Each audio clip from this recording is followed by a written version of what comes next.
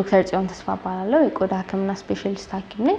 የምሰራው እዚሁ አለርት ሆስፒታል ውስጥ ነው። የፊት መቅላት ወይንም ደግሞ መቃጠል የፊት ቃጠሎ የምንለው በእንግሊዘኛው ሮዜሺያ የምንለው የቆዳ በሽታ ነው። ይህ ቆዳ በሽታ የምናገኘው ፊት አካባቢ ላይ የመቅላት ስሜት ይኖረዋል። የማቃጠል የመቆጥቆጥ የሆነ ነገር ሄደብኝ የሆነ እንስሳት ነገር ሄድብኝ ይመስለኛል።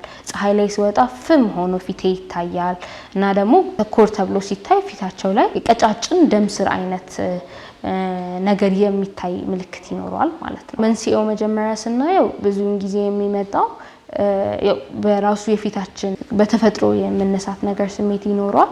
የፀሐይ መከላከያ ሰንስክሪን አለመጠቀምም እንደ አንድ ጉዳት ነው። ሌላ ደግሞ ከመድኃኒቶች ወይንም ደግሞ ስቴሮይድ ኢንዱስትሪሶች የምንለው አለ።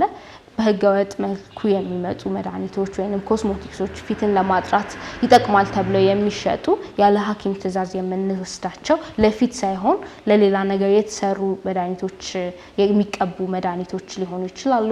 ወይንም ደግሞ መጥፎ ንጥረ ነገር ያላቸው ለፊትን ለጊዜያዊ አሪፍ የማጥራት ነገር ያለው ግን በየጊዜው ሂደት ግን ፊትን እያሳሳ የሚሄድ አይነት የሚቀቡ መድኃኒቶችን በምንቀባበት ጊዜ ይሄ አይነት ጉዳት ይመጣል።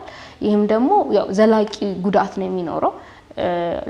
ለትንሽ ጊዜ ፊት ማጥራት ቢኖረውም ለበኋላ ግን ፊቱን እያሳሳ ነው የሚሄደው። አንዳንድ የፊት ጥራት ጥሩ ነው የሚባሉ የኮስሞቲክስ እቃዎችን ደግሞ ከመጠቀማችን በፊት ትክክለኛ ስለዛ ኢንግሪዲየንት ትልቅ እውቀት ሊኖረን ያስፈልጋል። ሌላ ደግሞ መድኃኒት በተለይ የሚቀባ መድኃኒት ለፊት የማይሆን የሚቀባ መድኃኒቶች አሉና ያለ ሐኪም ትዕዛዝ ወይንም የቆዳ ሐኪሞችን ሳናማክር መጠቀም የለብንም። እሱ ላይ በደንብ ጥንቃቄ ያስፈልጋል ማለት ነው። ሌላው የፀሐይ መከላከያ ሰንስክሪን ፀሐይ አካባቢ የሚባባስ ሲሆን መጠቀም ይኖርብናል። በተለይ ሚነራል የምንለው ወይንም ፊዚካል ሰንስክሪንን መጠቀም ይሄ ሮዜሺያ ለሚለው በሽታ ሞር ይቀንሳል።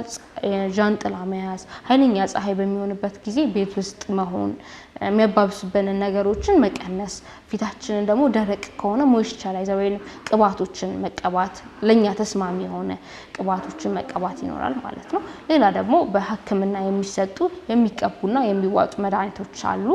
ስለዚህ ወደ ሕክምና መሄድ ጥሩ ምላሽ እናገኛለን ማለት ነው። ፊታችን ተስማሚ የሆኑ ነገሮችን ከመጠቀማችን በፊት ሐኪሞችን ማማከር ያስፈልጋል።